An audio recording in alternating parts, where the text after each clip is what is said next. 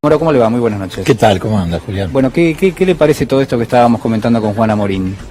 Mirá, en primer lugar han hecho en general un buen encuadre, efectivamente ese fue el procedimiento, pero yo lo quisiera traducir a algo un poco más palpable, que incluso está en nuestra memoria histórica, sí, nuestra cultura. Yo no sé si vos recordás, seguramente que sí, muchos televidentes también, cómo funcionaban los tribunales de la Inquisición. Los tribunales de la Inquisición actuaban de oficio, como en este caso, ¿no?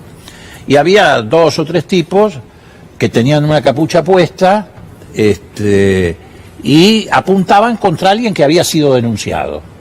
A veces por el príncipe, a veces por alguna autoridad eclesiástica, o a veces por alguno que tenía con esa persona algún tipo de enquina.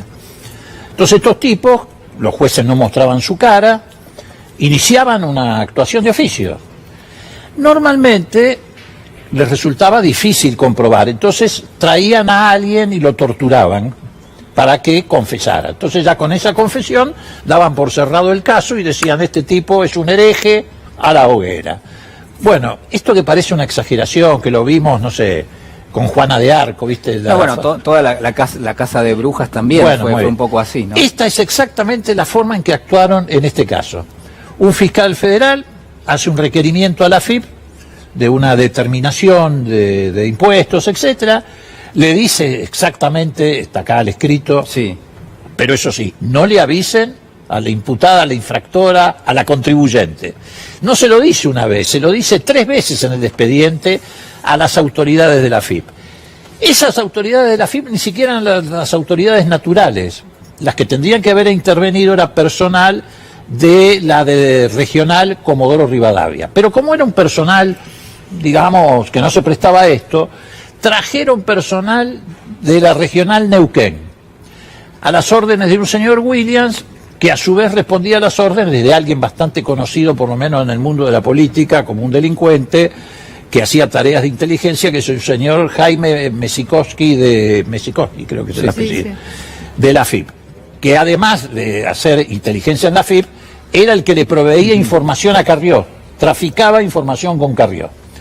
Bueno, reemplazan a ese personal de Comodoro Rivadavia, que era el que naturalmente tenía que intervenir, traen a esta gente, arman el grupo de tareas e inician este procedimiento violatorio de la Constitución Nacional, del debido proceso, de la defensa en juicio, violatorio de la ley de procedimiento fiscal, que expresamente dice que cuando vos iniciás una tarea, un sumario de este tipo, tenés que notificar al contribuyente. ¿Por qué?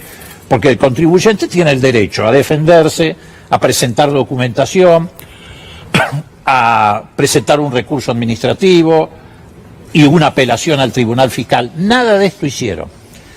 Por supuesto fueron al ritmo de la política. 4 días después de que es electa en el 2017 dijeron, bueno, vamos a tirarle porque es la hora de pedir el desafuero, todo combinado con Bonadío, todo armado por la mesa judicial. Mediados mayo, si mal no recuerdo, del 2018, cuando todavía creían que iba a ser candidata, redoblaron el esfuerzo con los sumarios, etcétera, etcétera.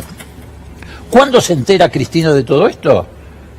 Cuando le hacen la intimación de pago, cuando todo el procedimiento había atravesado, o sea, los jueces de la Inquisición habían torturado a los tipos, habían hecho, y ahí le dicen, mirá, hicimos esto, tenés que pagar tanto.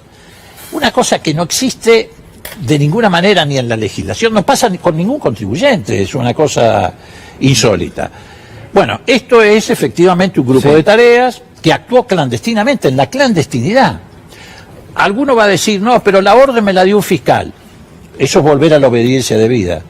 Ningún funcionario del Estado tiene la obligación de acatar una orden ilegal. Esa fue una orden ilegal. Porque hay mecanismos que se supone que... No, hay leyes. Claro. Está la Constitución, la ley de procedimiento fiscal, que te dicen claramente, vos tenés que notificar al contribuyente. ¿Por qué? Porque el contribuyente tiene el derecho a anteponer pruebas, documentación, rectificaciones, modificaciones.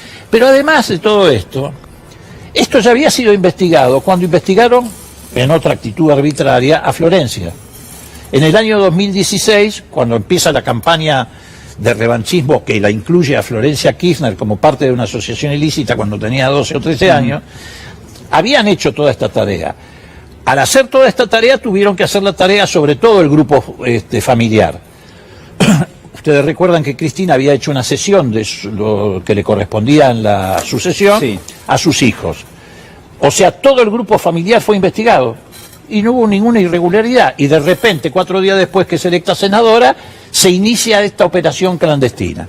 Esto es parte de lo que poco a poco, y no sé si poco a poco va a ir surgiendo, de toda una operación que hubo destinada a la persecución política de Cristina, y no solo de Cristina Kirchner, de muchísimos más, donde hubo una vinculación.